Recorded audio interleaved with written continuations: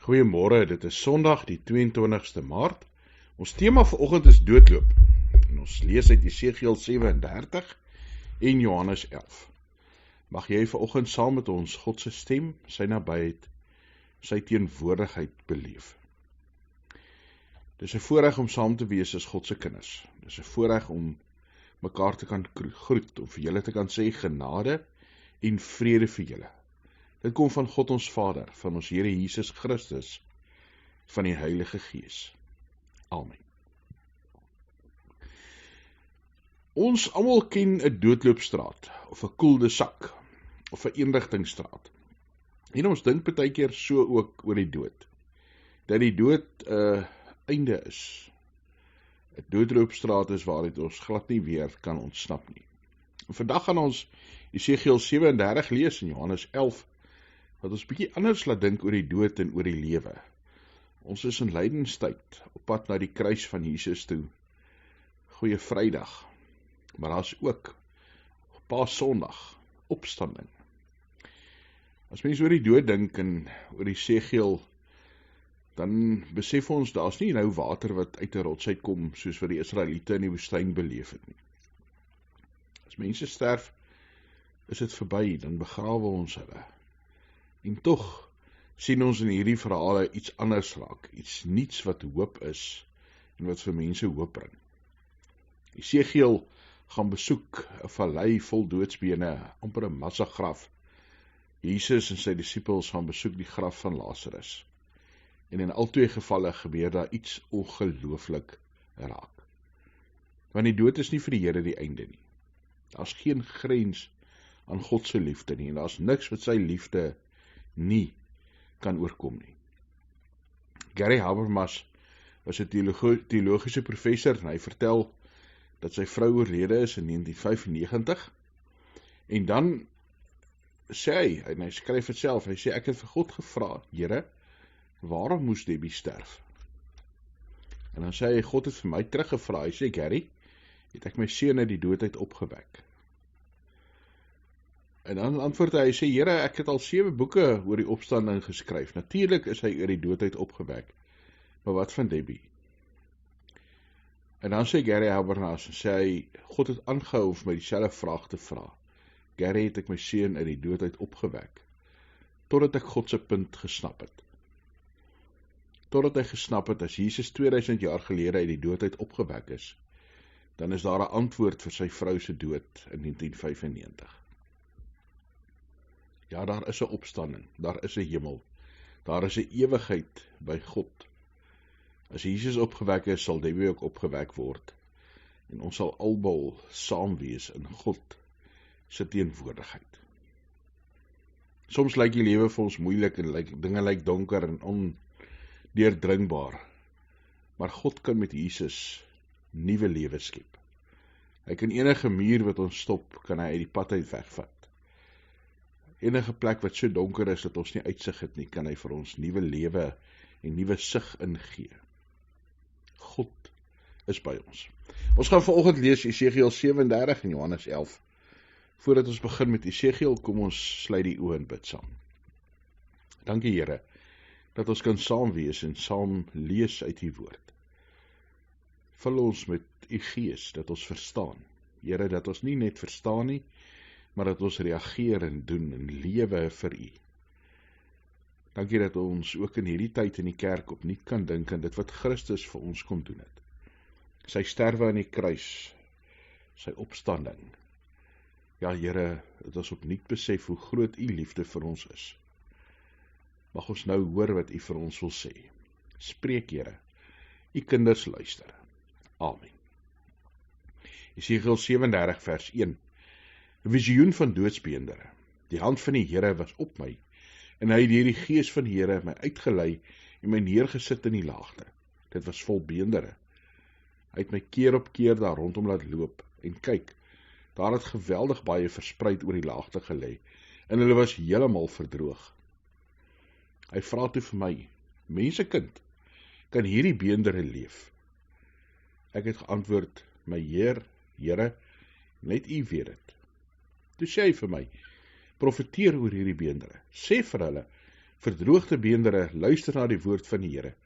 So sê die Here vir hierdie beendere, kyk, ek gaan gees in julle laat kom en ek sal julle laat leef. Ek sal seënings aan julle heg, vleis aan julle sit, vel oor julle trek, asem in julle gee, sodat julle kan leef, en dan sal julle besef dat ek die Here is. Ek het geprofeteer, soos ek beveel is. Daar was 'n geluid, net toe ek profeteer. 'n Geratel. Die beendere het nader aan mekaar beweeg, been na been toe, en ek het gekyk, so waar, aan hulle is daar seënings en vleis kom te voorskyn. Vel is van bo af oor hulle getrek, maar daar was nog geen asem in hulle nie. Hy sê toe vir my, profeteer vir die wind, profeteer mensekind, en sê vir die wind, so sê die Here, wind, kom uit die 4 windrigtings, blaas in hierdie doodgemaaktes, sodat hulle kan leef. Ek het geprofeteer soos hy my beveel het. Die wind het in hulle ingegaan en hulle het lewend geword en op hulle voete gestaan, 'n buitengewone groot leer. Hy sê toe vir my, mensekind, hierdie beendere, hulle is die hele huis van Israel.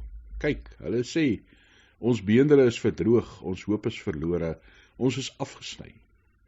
Daarom profeteer en sê vir hulle, so sê my Heer die Here, kyk, ek maak julle grafte oop, en ek sal julle uit grafte laat opkom, my volk. Ek sal julle terugbring na die grond van Israel. Julle sal besef dat ek die Here is, wanneer ek julle grafte oopmaak, en julle uit julle grafte laat opkom, my volk. Ek sal my gees in julle gee, en julle sal leef. Ek sal julle tot rus bring op die grond. Dan sal julle besef dat ek die Here is. Ek het gepraat, en ek sal dit doen. Dit is die uitspraak van die Here. Arthur Koestler skryf, hy sê, nature has let us down. God seems to have left the receiver off the hook. Time is running out and the world is a mess. As ons na die wêreld kyk en al die chaos en hoe die seisoene verander en hoe mense doodgaan in oorlog en sulke goed, dan kan ons nogal so dink. Kan ons dink dat alles net chaos is. Maar Jesegiel 37 kom sê vir ons, God het 'n plan, al lyk dit of niks volgens plan verloop nie. Al lyk dit of daar chaos is, by God is daar altyd hoop, by God is daar altyd 'n nuwe plan. Ja, die Here sê daar in vers 5, kyk, ek gaan gees in julle kom en julle sal lewe. En dan in vers 12 sê die Here vir Jesegiel, gaan sê vir hulle, kyk, ek maak die grafte oop, ek sal julle uit die grafte laat kom en ek sal julle terugbring na die grond van Israel. Dat God uiteindelik sê, hy bring hoop. Vers 14, ek sal my gees vir julle gee, julle sal lewe, ek sal julle tot rus bring op julle grond, en julle sal besef dat ek die Here is. Ons moet altyd onthou, dat God die Almagtige is, dat God die een is wat dood en lewe in sy hande hou. Ja, en meer nog, dat hy die een is wat die dood uiteindelik oorwin. Alles is reg, al is alles rondom ons verkeerd. Ons het hoop en ons het vrede, al is daar chaos rondom ons in die wêreld. Ons moet nie sukses meet op dieselfde manier as wat die wêreld dit meet nie. Ons moet nie na die wêreld kyk en dink dat God nie meer daar is nie. Daar was 'n baie eenvoudige Engelse gediggie geskryf, wat sê, he was a flop at 33. His whole career was one of failure and loss. But one thing that was so distressful, he could have been so successful. But instead of climbing the success ladder, he climbed across. God werk anders as wat die wêreld werk. God het 'n beter plan as wat die wêreld het.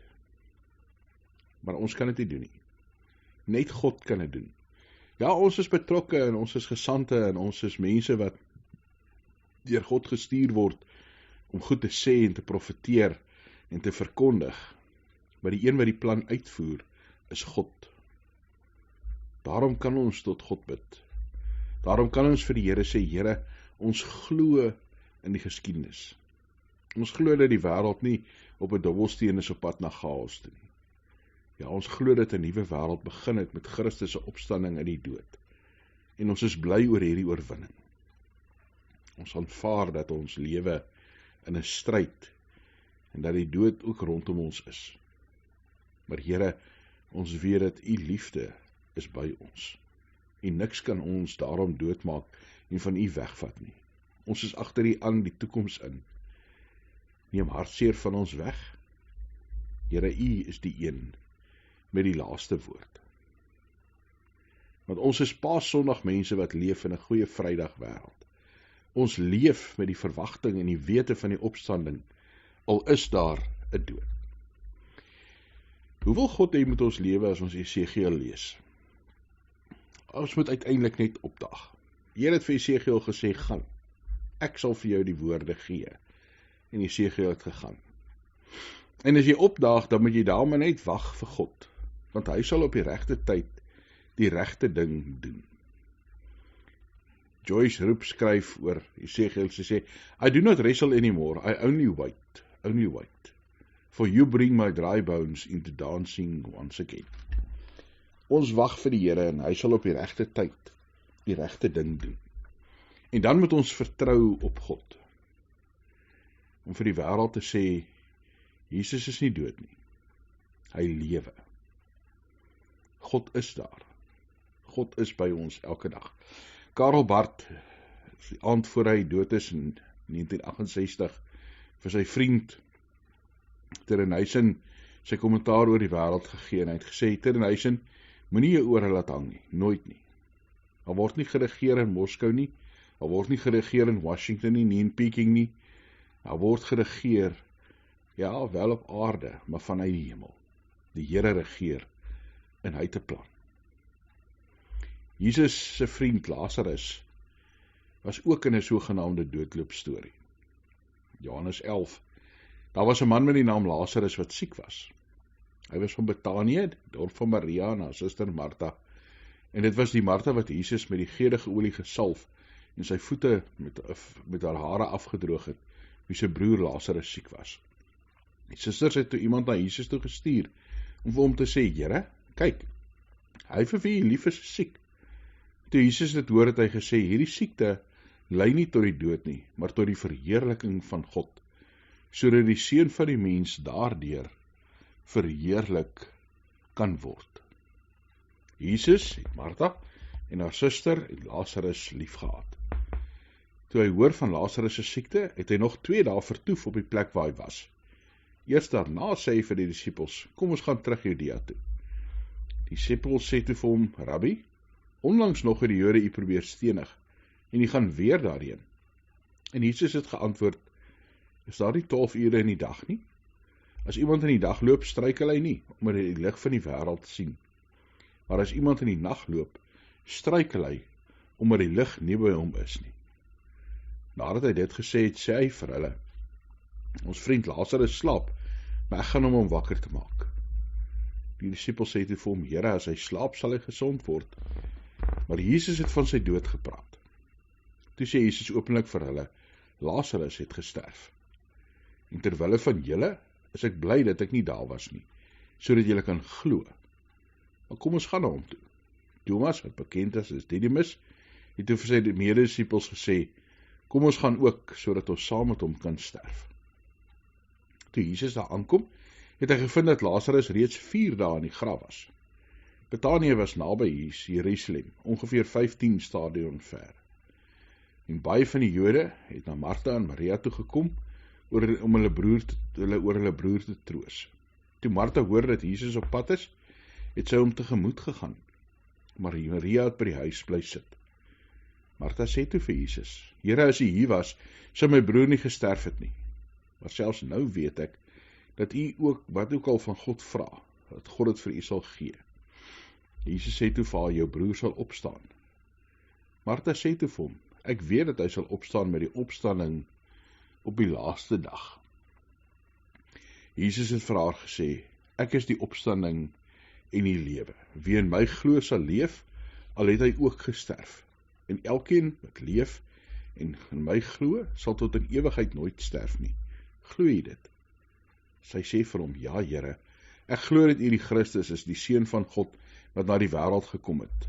Nadat Martha dit gesê het, het sy gegaan, haar suster Maria eenkant toe geroep, en vir haar gesê, die leermeester is hier, en hy roep jou.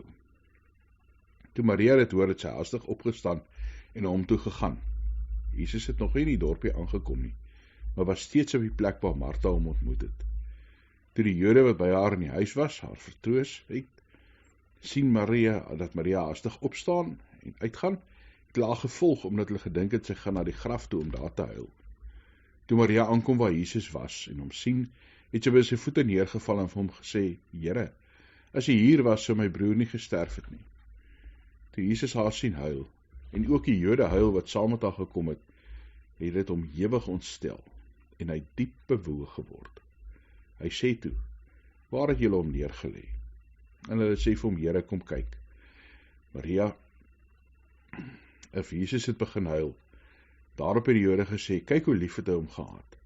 Maar sommige van hulle het gesê, hy kon hy wat die oë van die blinde oopgemaak het, tog nie voorkom het dat hierdie man gesterf het nie. Jesus het toe opnuut, ewig ontsteld na die graf gegaan. Dit was 'n rotsgraf en 'n klip het daarteen gelê. En Jesus het gesê, vat die klip weg. Martha, die suster van die oorledene, sê toe vir hom, Here, hy ruik reeds, want dit is al die 4de dag. Jesus sê vir haar, het ek dan nie vir jou gesê, as jy glo, jy die heerlikheid van God sal sien nie. Hulle het toe die klip weggeskuif, en Jesus het sy oë opgewef en gesê, Vader, ek dank U dat U my gebed verhoor het. Ek weet dat U altyd my verhoor, maar ek het dit gesê terwille van die skare wat hier rondom my staan, dat hulle kan glo dat U my gestuur het. Nadat hy dit gesê het, roep hy met 'n harde stem, Lazarus, kom uit. Lazarus, die oorledene, het uitgekom, sy voete en hande was met grafdoeke vasgebind, en sy gesig met 'n kopdoek toegedraai, en Jesus sê vir hulle, maak hom los, en laat hom gaan. Baie van die Jode wat na Maria toegekom het, het gesien wat Jesus gedoen het in hom geglo. As ons onsself moet indink in Lazarus se skoene, is eintlik moeilik. Jy is al 4 dae dood, weg uit die lewe, en dan staan jy op. Daai blinde man in Johannes 9 het gesê, al wat ek geweet het, ek was blind, en nou kan ek sien. Al wat Lazarus kan sê seker is, al wat ek weet is, ek was dood, en nou lewe ek. As 'n aanhaling uit Eugene O'Neill se drama wat sê Lazarus laughed. Het sê hoe Lazarus moes gevoel het. Na die opstanding sê een van die karakters in die drama, hy sê, Jesus blessed him and went away. Lazarus, looking after him, began to laugh, softly like a man in love with God. Such a laugh I've never heard. It made my ears drunk. It was like wine, and I found myself laughing too.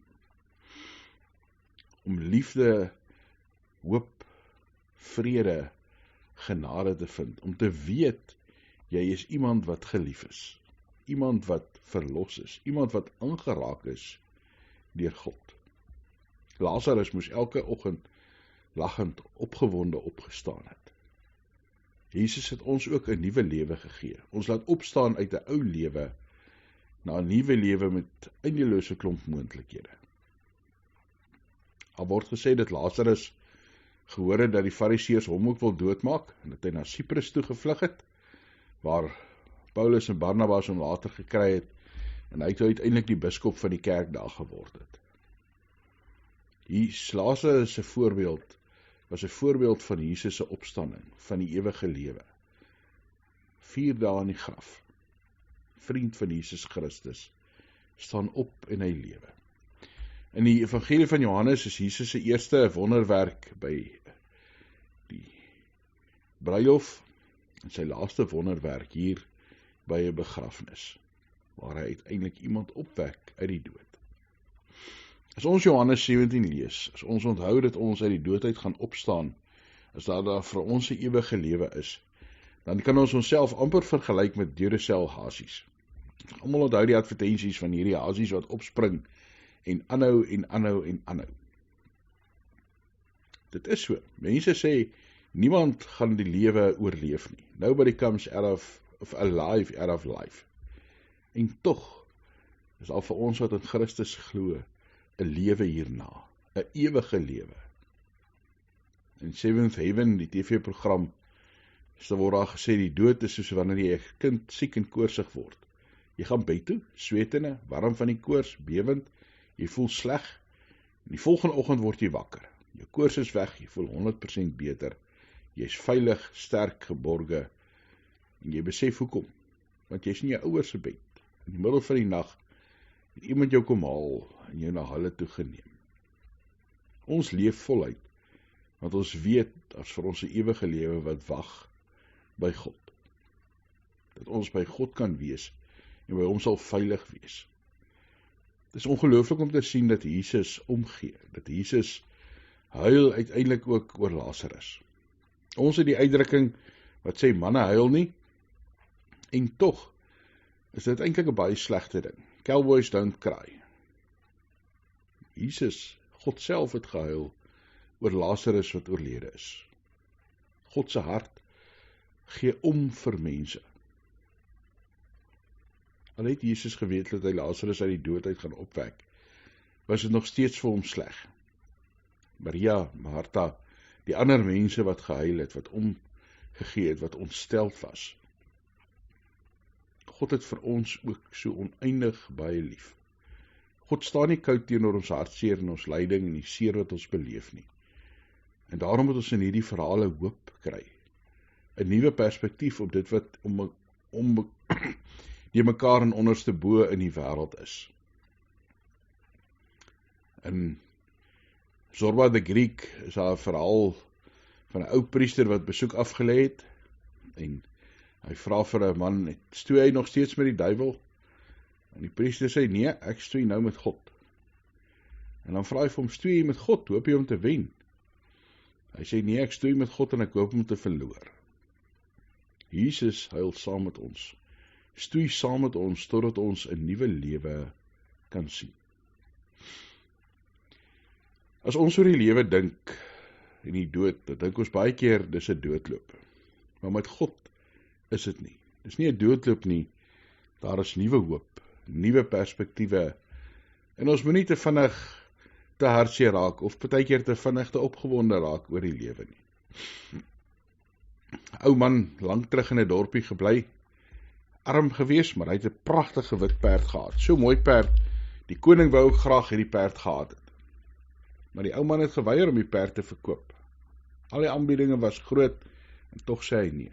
En op 'n dag kom hulle by die stalle aan en hulle sien dat die perd weg is. En al die mense sê vir hom, jy was dwaas, jy moes hierdie perd liewers verkoop het. Nou is hy gesteel, nou het jy niks van hom nie. As jy hom verkoop het, het jy daarom geld gekry en het jy iets gehad. Nou is jy met 'n ramp gestraf. En dan sê die ou man baie rustig vir hulle, hy sê, ag, moenie te vinnig praat nie. Ons weet nie dat die perd nie op stal is nie, die res spekuleer ons oor. Of ons gestraf is en of het ongelukkig is, hoe sal ons weet? En dan dink jy, ons mense, hierdie man is baie simpel. En so 'n paar weke later kom die perd terug, en hy 12 wille perde saam met hom. En skielik sê die dorpsmense, sjoe, maar jy was reg, ons was verkeerd. Ons het gedink jy is gestraf, nou sien ons jy is geseën, vergewe ons. En die ou man sê, moenie te vinnig verklaringe maak nie, ek weet nie of dit 'n seën of 'n straf is nie. Ons sien net 'n klein stukkie van die lewe. Ons ken nie die hele storie nie. Eers dan kan ons gevolgtrekkings maak. Ons lees maar net een bladsy, en die lewe is tog so groot. Moenie op grond van net een stukkie oordeel nie. Ons kan nie sê dis 'n seën nie. Ons is maar net dankbaar en tevrede met wat ons het. Ek praat nie oor dinge wat ek nie weet nie. En dalk sê hulle, okay, dalk is hierdie ou man reg, maar sjoe, om 12 perde te kry, te kry, in plaas van net een wat weg is, dis 'n groot seën. As hy hulle tem, en hulle verkoop, dan word hy skielik skatryk. En die ou man het 'n seun gehad, en hierdie seun het te begin om die perde in te breek en te tem, en toe val hy van een van die perde af, en breek albei sy bene. En die dorpsmense is weer by die ou manne, en hulle sê, jy is al weer reg. Hierdie perde was nie 'n seën nie, maar 'n straf. Jou enigste seun het sy bene gebreek, en nou moet jy self deur die dag aansukkel, en as niemand anders meer te help nie. En weer eens sê die ou man, ag, moenie so vinnig sê nie. Ons weet nie of dit 'n seën is of 'n straf nie. ons sien maar net 'n stippeltjie. Ons sien nie die hele lewe nie, ons sien net 'n kort deeltjie. Ons is tevrede met wat ons het. En daar breek skielik oorlog uit en almal word opgeroep om te gaan veg.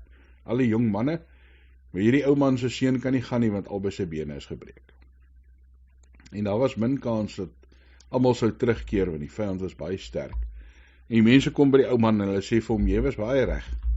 Jou seun se gebreekte bene is 'n seun, maar ten minste is hy nog by jou. Ons seuns gaan nou oorlog doen, ons weet nie of hulle gaan terugkom nie. En die ou man sê, ag, dis onmoontlik om met julle te praat. Julle is altyd besig om gevolgtrekkings te maak. Sê net julle seuns gaan oorlog toe, en myne het nie gegaan nie. Of dit 'n seën of 'n straf is, weet ons nie. Net God weet dit, want hy het 'n plan. Net God weet. As die lewe moeilik lyk, en dit lyk of ons in 'n doodsloopstraat is, onthou Paasnaweek. God kan 'n gat in elke muur slaan. Ja, hy het 'n gat geslaan in die dood. Hy het vir ons 'n nuwe sig op die lewe gebring, 'n ewigheid waar hy is. Here, dankie dat ons in u genade en in u teenwoordigheid kan lewe. Vul ons met hoop. Vul ons, Here, met 'n wete dat u ons God is en dat u ons liefhet. Mag ons vandag en elke dag u verheerlik in dit wat ons doen. Here, dankie dat ons vir mekaar kan bid. U ken elkeen se nood, se vrese, se kommer, en ons plaas dit voor u neer. Ons bid, Here, dat u sal genees, sal aanraak, sal vergewe.